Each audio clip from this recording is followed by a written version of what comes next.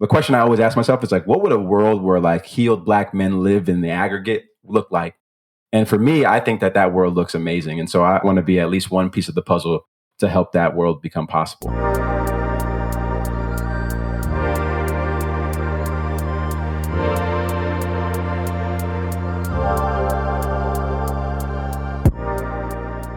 Welcome to Living Once Twice, a lifestyle design and personal adventure podcast. My name is Justin. Come with me as I'm here to help you chart your course for creating the fulfilling life you desire. Join me as every Wednesday we'll dive into the inspiring guest stories, remarkable science, and useful strategies to help you create the momentum you need to take action towards designing your dream life. Remember, your dream life is waiting for you. It's time to go for it. You deserve it.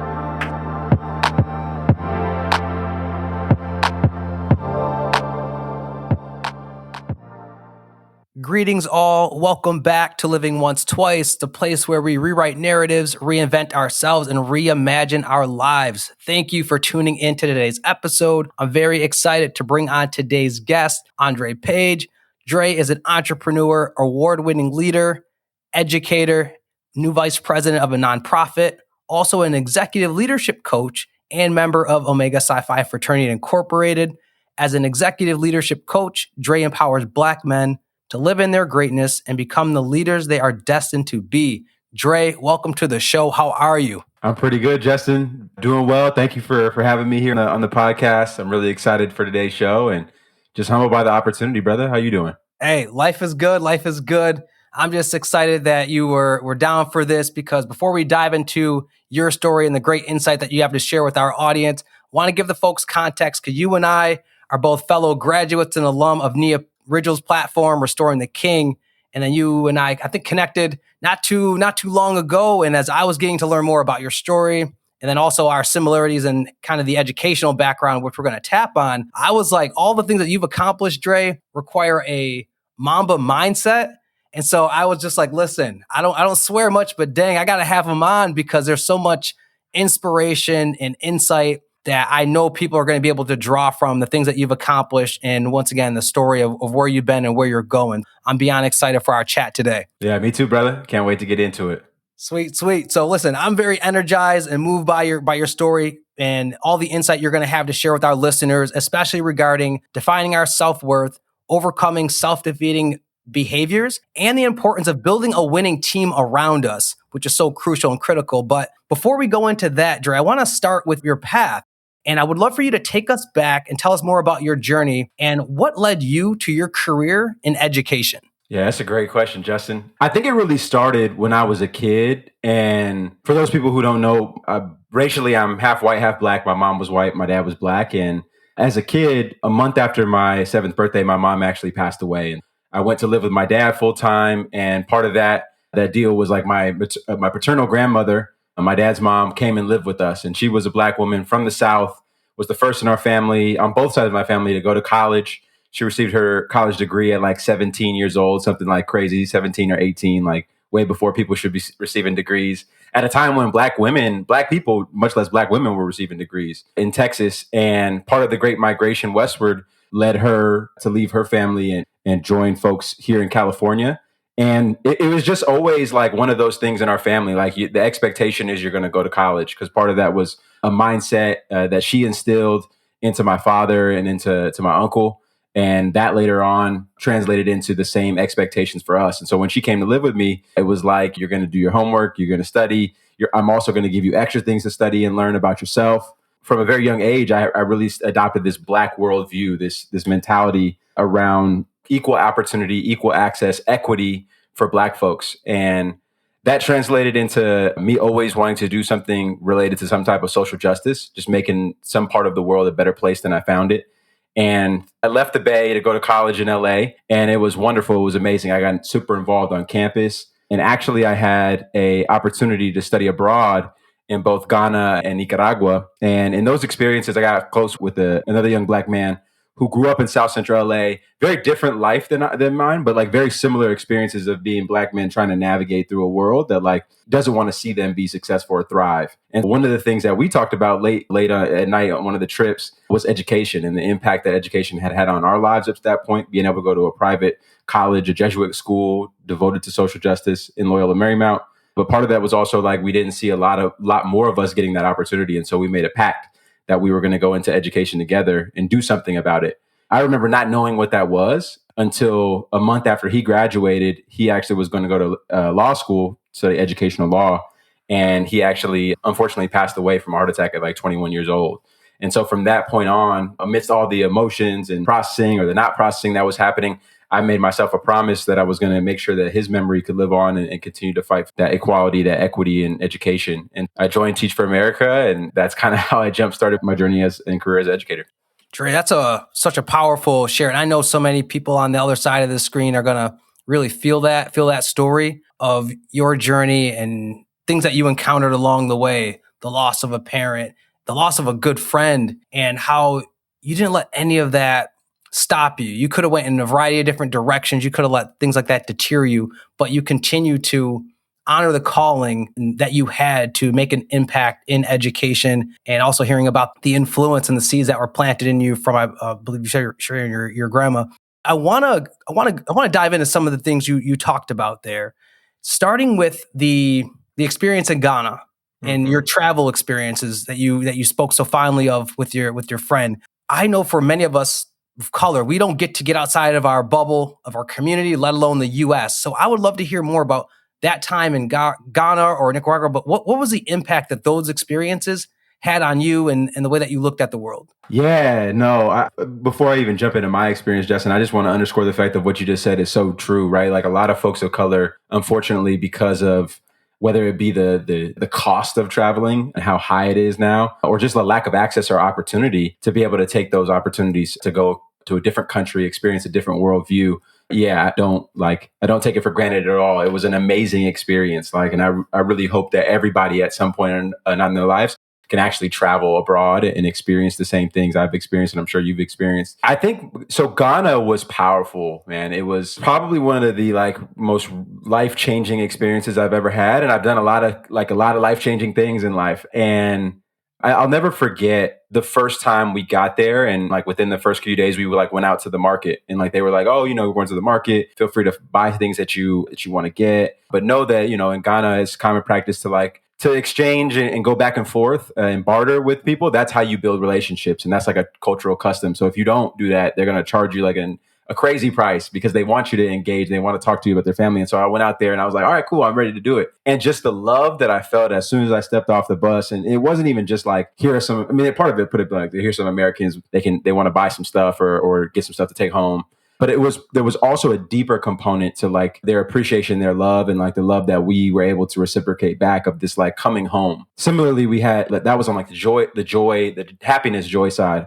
On more of a sadness but joyful side, I had the opportunity when I was in Ghana to visit the slave dungeons, which ironically are called castles by those who didn't experience enslavement. And going to those slave dungeons was it's something that you can't even describe. The energy that you can feel, and you can feel what happened there, and it still lingers. And I'd never forget going to the door of no return at Elmina Castle and touching the posts and doing a ceremony, because it was a part of a group of folks who were going there to as a reclaiming of Black folks, and just breaking down, just being just so full of tears and pain, but also gratitude that people in my family, they went through something so horrific.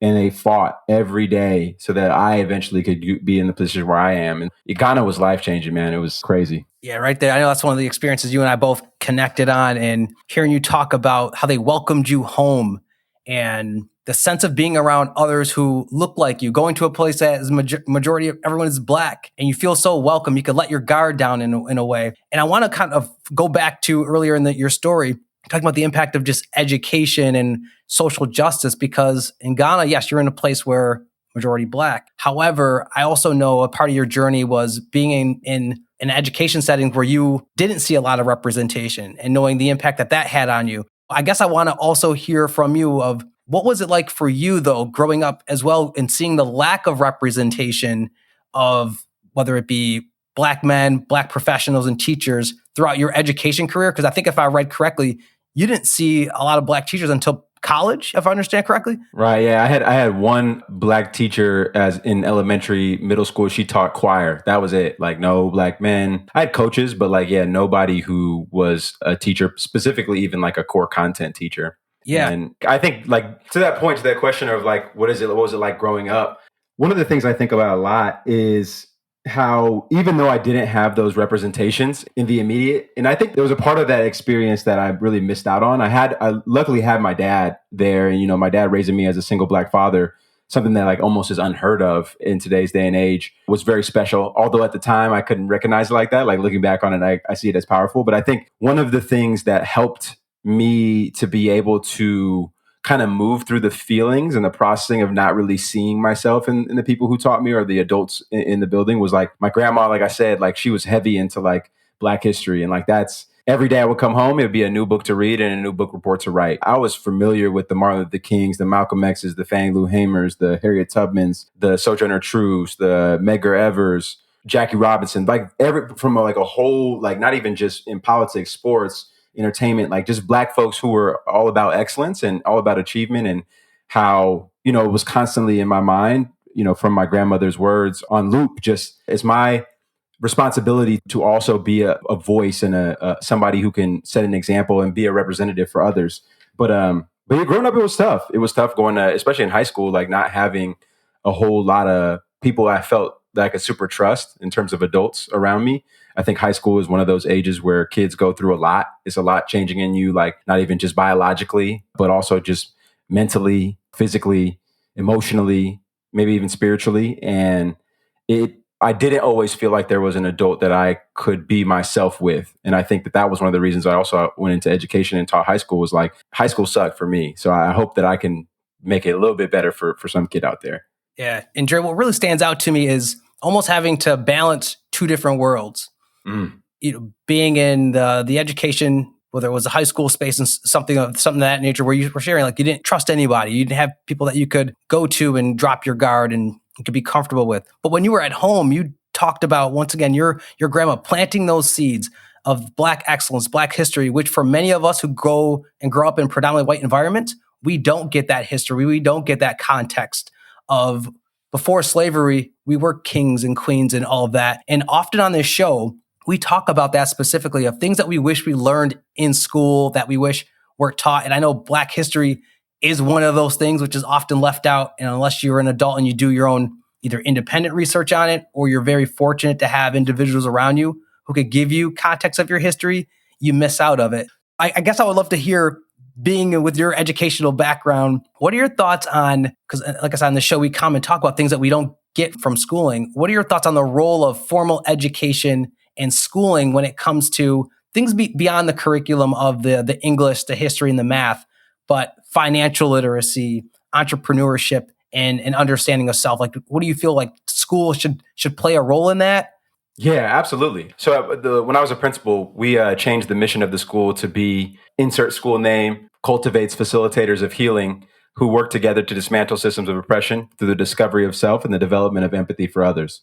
And so when you said like, school should be all about the opportunity to explore who you are. Absolutely. Like it should provide more opportunities to explore who you are through a variety of different subjects and topics, which include, I think, to your point, you service a great point, like financial literacy.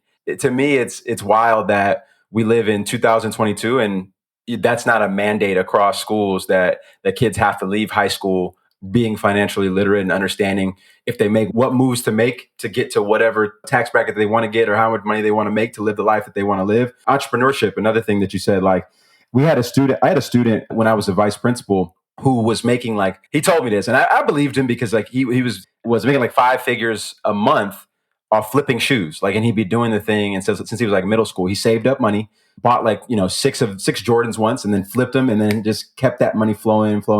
Like he already has an entrepreneurial mind at like 16, 15 years, 14, 12, whenever he started it. We need to nurture that in high school so that like he can take those skills to the next level outside of and beyond what high school is. And I think one of the things that we do a lot, and I definitely benefited from college, right? College, I wouldn't be who I am without college, but that isn't saying that everybody needs to go to college. Mhm. We need to be providing the courses and the opportunities to study and the content that students need, no matter what their option is, that they can be successful within our current society. And that means teaching them and not withholding certain pieces of information, and also teaching them things that like they're not necessarily going to use. I hate to say it, as a former math teacher, I taught everything from pre-calculus to AP calculus to AP statistics. There are about 4 or 5 math classes in that range that like students probably, if you're not going into a STEM field career, like you don't really need. And we could replace that with personal finance for everybody before they graduate. And I mean, just to also add to it, like we do need classes that affirm students' identities and provide them with the holistic view of history, right? Because the history that they're taught in schools is a curated history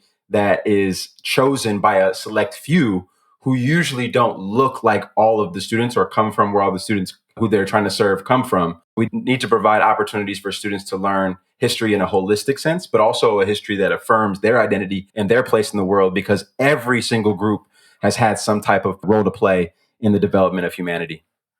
That I'm really feeling that, Drey, because it's one of the various missing links. When you don't get the history of yourself, that kind of affirms you. Because I always tell a lot of people, when I learned that my history starts out as slavery, think about the impact that has on a kid. You already feel like other, or that you're second class. So how do you then begin to develop a stronger sense of self, where that's only the images that you're seeing and being presented of yourself? I just appreciate you just offering so much insight into that. And now I kind of want to pivot, but following up on that point of discovery of self, and with your own discovering of self, as you continue to like lean into your purpose, I would love to hear more about that transition of going from education to what you're doing now in the coaching and in the wellness space. Like what was that turning point for you when you realized the manner in which you wanted to serve people had evolved? It's one of those things that like the moment that really catalyzed it, I think when I realized that although being a principal was great, it wasn't necessarily enough in terms of me being able to make the impact that I wanted to make. And part of that was because I had gone from being so tunnel vision, and I think tunnel vision in a great way, right? Like I was like, how can I be the best teacher possible?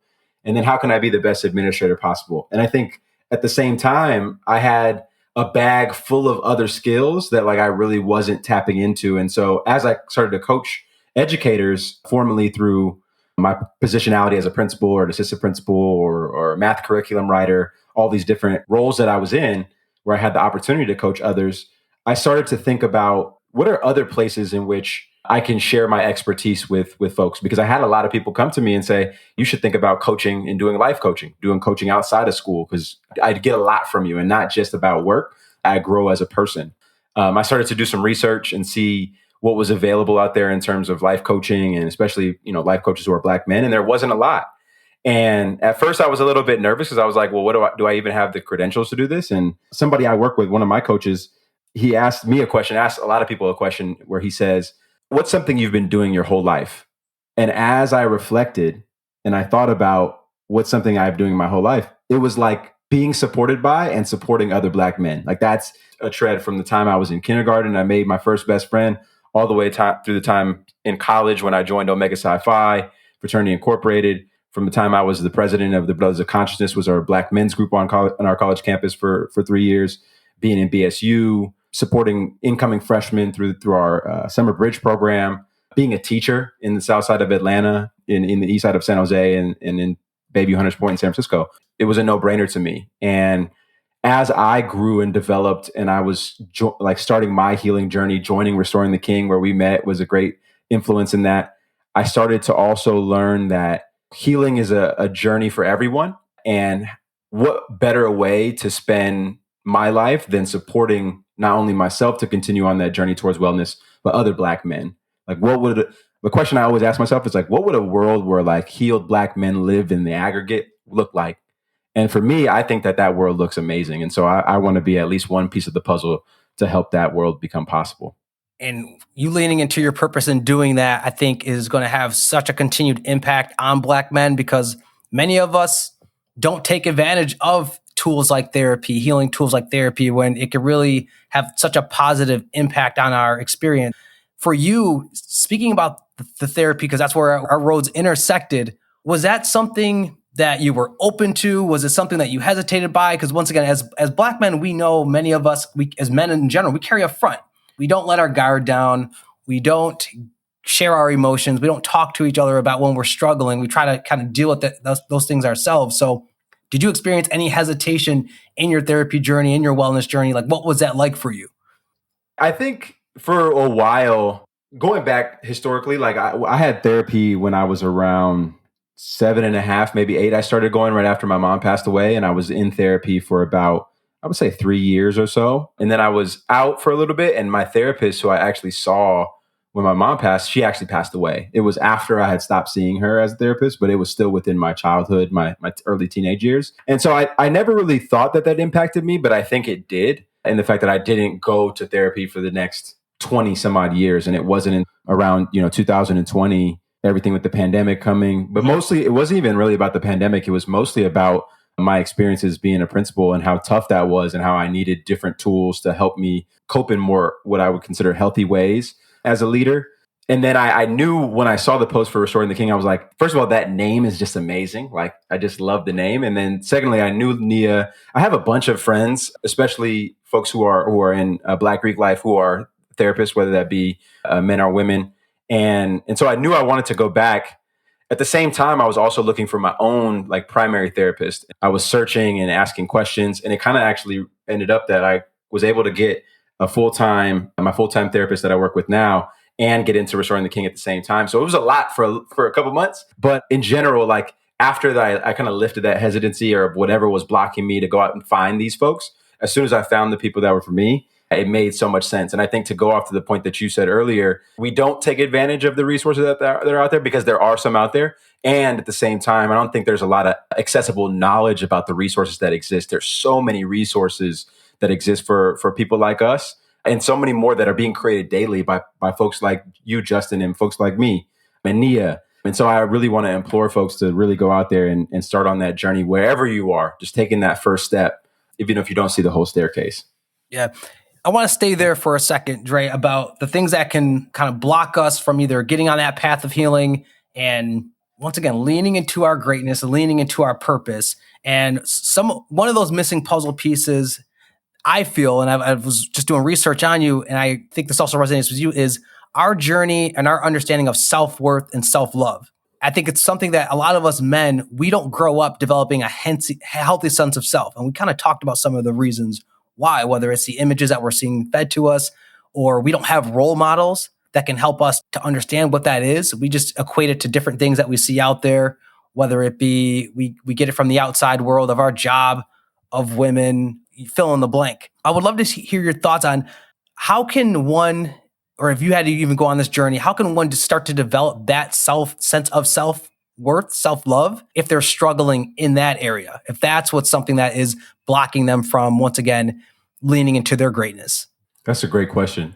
And it's so hard because it's so individual, right? Like what might work for me might not work for others. I think something that could be universal that folks would behoove everybody to give them a try if they're trying to develop that self-love area is just like to be with yourself, like in silence. Like, and I know meditation has connotations depending on who you're talking to, and a lot of people resist it because it's hard to go inside. But I think just taking 5 minutes a day to sit with yourself in silence can be so powerful and can be so enlightening that I think it's worth trying for everyone. And I think that the thing about meditation too, like I used to be super resistant to it. I used to be like, man, what am I going to do? Like, that's not solving any problems. And it was the moment that I realized I'm not a problem that I need to solve. I'm like me, and I can like be happy with who I am, just being me.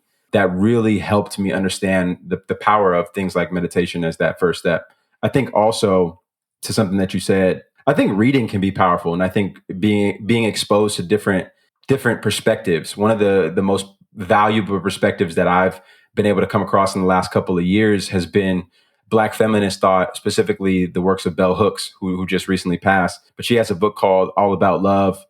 She has another one. I can't remember the name, but I remember this quote where she talks about creating a society where we don't just love men for how they perform and what they do as men, but just loving them for them. And I think that that also is a part of self-love, particularly for men, particularly for Black men. Like the moment that we can just love ourselves for being ourselves, not for what we create, not for the amazing things we might do, the job we might have, the money we might attain, but just because like we're worthy of love and greatness and admiration just for being. And I think that that's part of it as well. Yeah, I love where you're going here. And that was a powerful reframe that you shared earlier, that we're not a problem to be figured out or to be solved. And that in itself can open us up to accept ourselves for the experiences, for the quote unquote faults, our perfect and perfectness that we all have. And I know healing can kind of get us on that journey to understanding that and developing it and just overcoming some of the limiting beliefs or things that do hold us back. Because another thing that I've heard you talk about that could often hold many of us back is fear. And you reference one of my favorite, I don't even know what I want to call him, but he's just one of my favorite go-tos when I just need a kick in the rear, Mr. David Goggins. And he talks about that concept of governor and that we all have an internal governor. And Drey, would you be willing to just share more about what that is, that internal governor that David Goggins talks about? And like we'll go from there, but I really love, because I've heard you reference it before. Yeah. So the way that I interpret or I understand David Goggins' reference to the governor is like that voice that we have in our head that's trying to keep us comfortable. It's the voice that when we wake up in the morning and we plan to wake up and work out, it says, "Oh, well, 5 more minutes." And then 5 turns to 10 and turns to snoozing your alarm 3 different times. And then there's no time to work out. It's also that voice that tells us that we can't do something. We know we can. It tells us that 1 more rep is fine, not 10. It's the thing that keeps us not only from going to the uncomfortable, but keeps us potentially locked into where we're at because it's afraid of what might be on the other side. With that in mind, Drey, because you listed, and if people do their research on you, the things that you've accomplished, especially things you accomplished before the age of 30, that you've talked about, transitioning from education into the wellness space, starting a consulting practice, being the vice president of a nonprofit, all of that forced you to get outside your comfort zone and to push past those moments where you wanted to stay in bed for 10 minutes or you wanted to push something off for tomorrow. So I would love to hear what has been your process or what has helped you to overcome that internal governor to keep you moving forward, making progress, and just achieving the level of things that you've done. Like, what have been your secrets to once again overcoming and working with through your own internal governor? I think from a very young age, I didn't see life as just being about me. I think it's crazy that I appreciate everything you said, and it's crazy to look back on all the things I have done and accomplished in my life. And sometimes I don't think it's enough, but it's a long list. And I think part of the reason why I've been able to do a lot of the things I've been able to do is because since I was 3 or 4 years old, I made my life about more than just me. And if it was about more than just me, I couldn't be tired. I couldn't just sit in bed. I actually want to say this, it's important to rest. It's important to rejuvenate. Sometimes we need to stay in bed. We need to listen to our bodies. But I think to that point, right, there was more times where I was willing to go into the uncomfortable space because I knew that there was only a voice trying to keep me back. It wasn't an actual thing, right? Like the pain that I felt wasn't a life or death pain. It wasn't this is going to be a huge injury pain. It was just like a little bit of soreness. And you can always push through a little bit of soreness. And I think about that not only in the physical sense, but also in the mental, metaphorical sense. Like we can do so much more than we think we're capable of when our why is rooted not just in us, but it's rooted in a collective vision for everybody. And I think that's one of the things that has helped me push through fear. And it's often also been like opportunities where I haven't been successful that have also fueled me because I knew that failure was just a setup for the next success. Wow. I'm going to repeat that again. But first and foremost, going back to your purpose being rooted outside of yourself and how powerful that momentum can be when you are really asking yourself, who needs me to show up and bring my A++ game? And how powerful that could be to motivating folks to go out there and really think beyond themselves. And then the other aspect too of how you look at failure. Where did that come from? Because many people could look at failure as more of a reflection upon themselves versus thinking, to your point, failure is a part of the process. This is just going to be a stepping stone for me. I'm going to learn from it. Like, how did you develop that mindset and that powerful way to think about failure? I'll give you a quick story. It's funny, I don't really get to talk about this much. When I was a sophomore in high school, growing up, basketball was like a huge thing in my family. Like I think for many young Black boys out there, it's basketball, it's football, it's music. Like those are the three things that we see usually as the ways in which we can show ourselves or experience. You can experience our authenticity. And for me, it was basketball. My dad was a big time basketball player at my later school that I went to. And I always heard stories about his accomplishments as a player and always sought to emulate him. And we would it was a common thing that we would do together. We had Warriors season tickets. We just did it together. And when I went to high school, when I was in middle school, our team was amazing. Like I was one of the top players on my team. My 8th grade year, we destroyed people, went to like the semifinals of the playoffs, took our school farther than it's ever gone. And when I went to high school, it was my first time not only experiencing a larger area of kids, right? My high school was a local prestigious Catholic school in downtown San Jose that attracted kids from all up and down the peninsula and the city and all that. And it was also my first really cross section of class and privilege and just a bunch of different things. And I remember, long story short, my freshman year of basketball wasn't a great experience. I did not get along with the coach. The other thing that happened was I was going into my sophomore year and I made the summer league team. We did great. I played pretty good. And then I tried out for the basketball team in the fall for the JV team that I had already been on the summer league team. And I had a great tryout in my opinion. And the coach came in at last night and was like, Drey, you're not going to be on the team this year. And I was devastated. Like somebody whose vision was to go to the NBA, for me to get cut from my team as sophomore, in my back of my mind, I was like, Michael Jordan, this happened to Michael Jordan too. But I'm like, yeah, but I'm not Michael Jordan. This is devastating. And I'll never forget, I was sad for a couple of days. And then I was like, I'm going to show them. I'm going to do this. And so I ended up transferring schools and making a varsity team the next year at a different school. But I think that was, looking back on that was one of my first experiences where I thought about how powerful I could manifest success from failure if I just had something to strive towards.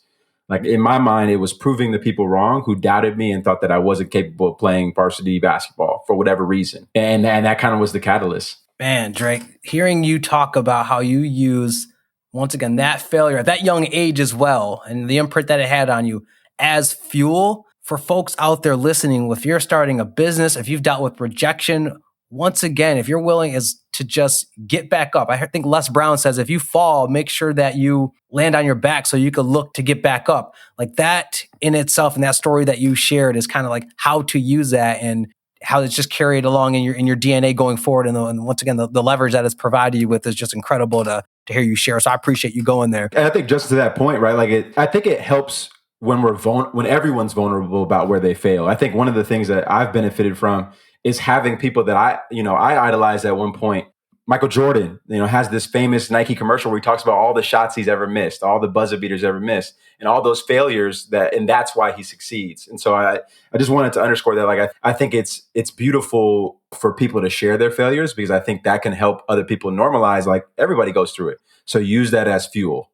And Drey, with respect to you talking about that, the impact that others have on you, whether it's the stories that they share, their vulnerability, mentors, folks that you've had along the way. One of the things I want to chat more with you about is the power of the company that you keep around you. Earlier this season, did an episode on frientimacy, talking about the essential qualities that we all look for in friendships, that people we carry and we want around us. Because as I found in my research, many of us want success. And this speaks to a point you brought up earlier, not for ourselves, but so we could celebrate and enjoy it with the others around us, those are our loved ones. And there's a quote from you that I want to read here, which is, we experience life with others constantly. All of the traits, characteristics, and qualities we have are a compilation of the mirrors others held up to us to verify what we might believe about ourselves. So I'd love to hear you share more about the impact of those around you and how do you ensure that you are surrounding yourself with the right people to support you on your journey. That's such a deep quote. I said that. That's really dope. To me, again, like the quote says, it's impossible, right? I couldn't be where I am today with the people who helped shape me, whether they're here still in the physical form or they're here with us spiritually. I just couldn't even imagine it. I think a lot about the ways in which I've grown, especially on this healing journey in the last couple of years, through, before my 30th birthday and now transitioning past it and now into, my early 30s. It's been one of those things where you've really seen how people can show up and how people can support you, even when you don't know how to support yourself. I think one of the things I always felt like I had to carry this load on my shoulders from the time I was just a child, maybe even from the time of my mom's death. And I felt like it was my burden to carry, and I wasn't allowed to ask for help. But now as I get older and as I step more into manhood and I step more into vulnerability and authenticity, I realize how easy it is for other people to give you help if you just ask for it. And how many people out there who love you that do want to help you in whatever way they can. So I think for anybody out there, I think it's important to realize that the people you surround yourself with and the people who nourish you and you're able to nourish them back, like that only enhances your experience as you go through life. Like we're communal people. We're supposed to be in community with others, really developing who we are ourselves by getting mirrored back from those qualities from others. Yeah, I want to just double down on what you said of a couple things. The importance of asking for help and knowing, because many of us may have this narrative in our brain that if I ask for help, it's a sign of weakness or people don't really care about me. But there are folks who care about us, who love us, who want to see us thrive and see successful. So I just want to double down on that point that you made, that we don't have to suffer in silence, and we should be willing to, in those moments where it gets tough, where winter's coming, to ask for help outside of ourselves. And there's people who are there to support us along this journey, because you're right, we cannot do any of this alone. Absolutely. And just before we get into the each one teach one, Drey, because I believe in the strength of people's circle. Have you ever had to adjust your circle as you've gone along your journey? Because I know, for example, for many people, you may not come into an awareness that the people around you have an impact and an influence on you. But when you do come in that, you're like, oh, certain people in my circle, maybe I need to change or to watch the energy around and how that impacts me. So have you had to encounter that in any of your journey along the way, I guess I want to ask? Yeah, absolutely. I think that's okay. Throughout my life, I've realized that friends come and go and relationships evolve and they change. And that might mean that you go from being with someone every single day and experiencing them and going and like learning about yourself and them and life together, to like not seeing that person at all for like 10 years. And I think that one of the things that I used to beat myself up for was like, if I would fall out of touch with a friend, I would say, man, it's really on you. Like you have this long history of people that you've not hung out with, or you hang out with them for a little bit or a certain number of years, and then you move to a different place and it's a new group of people, without realizing like that happens to everybody. Like we all go through life and our relationships evolve and change as we do, because change is the only constant, as Octavia Butler says. And I think it's really important to understand that always be reevaluating who you are and then the relationships around you, and whether or not those nurture who you're trying to become, or if those are taking away from who you're trying to become. And realize that it's okay to renegotiate at any point, right? Like yesterday's price ain't today's price. So like at the end of the day, if you're growing in a certain way in your friendship or relationship with somebody, and they're not necessarily on that same path, it's okay to say, hey, maybe it's time we go our separate ways. And that doesn't invalidate what happened, all the amazing moments that happened up to that point. And it doesn't mean that the future, it doesn't hold for you all to reconnect at some point. It just means that this is the path and journey that you're on today. And that's the way that you should choose it. Yeah. No, I love everything you shared, Drey, that some people are in your life for a season or a reason. And as you evolve as a person, getting in touch with your true purpose, you'll continue to find and connect with people who are on that same frequency. And I know Nia promotes that a lot in terms of that 80-20, 90-10. You will continue to find your frequency. So yeah. So Jerry, next up is our each one teach one rapid fire question. So I'm just going to ask you a couple of questions and you'll just share, King, whatever comes to mind. You ready for us? I got you. All right, here we go. So Drey, what's one book or resource that you would recommend to folks? My Grandmother's Hands by Resmaa Menakem. All right. That's a new one. That's a new one to add to the list there. I love that. It's fire. Okay. So the next one is in the terms of self-care. So what's one self-care or spiritual ritual that has been impactful for you in your lifestyle design? Definitely a full moon ritual, doing a ritual during the days of the full moon, specifically like a release letter. Full moon's a nice place to like nice energy to release things and step into a new season. So definitely writing a release letter and burning it during a full moon ritual. Yo, that's a deep one. I like that. I've heard of people putting something in a bottle, sending it out into the ocean, but I like that. Yeah, just kind of put it up in flames. Yeah, right. Love that, Drey. All right, so the next one is, what's one law or policy that you would create that everyone would have to abide by? Yeah, I think I would definitely, if I had the power, it would be a basic needs law and policy where everybody got their basic needs for free. So like water, food, shelter, clothing. I even think in this day and age, like batteries or like internet is like almost a necessity based on the world that we live in. So everyone, you should have access to that, unlimited access, so that you can survive and thrive. That's what I would do. Love that one. Next one is, what's a belief that you once held about yourself that is no longer true? I think that I didn't belong. I think for so long, especially getting to certain places in my life as a relatively younger than most people who got into those positions in their career, there was times where I doubted myself and felt like I didn't belong. But now I fully know that I do belong, and that's, like we mentioned before, it's part of the reason why I've surrounded myself with the people that I do, because they reaffirm that in me every day. All right there. And then the last question for you, Drey, and this is one I'm asking all the guests this season, is if there's one thing that you could leave the world, what would you want us to take away from the legacy of how you lived your life? It's got to be one of my favorite quotes from, it's a Haitian proverb that says, beyond mountains are more mountains. So it's just that belief that whatever you're going through today is setting you up to climb that mountain, and always knowing that you can take everything that you learn in that journey and transcend to the next mountain you have to climb, because that it just never stops. We're always climbing mountains as long as we're here. Man, Drey, dropping gems. Before I let you go, Drey, can you share with the folks, like, what's next for you and where can they go to learn more about your greatness? Yeah, absolutely. This has been phenomenal, Justin. I just want to say that, and shout out to you for doing the podcast, being, multiple seasons now, and the success that you've been able to bring to this. If folks are interested in getting in contact with me, I'm on LinkedIn, Aundrey Page. That's where I do most of my work. There is around education, and specifically my education consulting. I also am on Instagram, and that's if you want to follow me for specifically content that's curated for Black men or those who love and support and nurture Black men. I do a lot of shareable content there, and that's at drey.page on Instagram.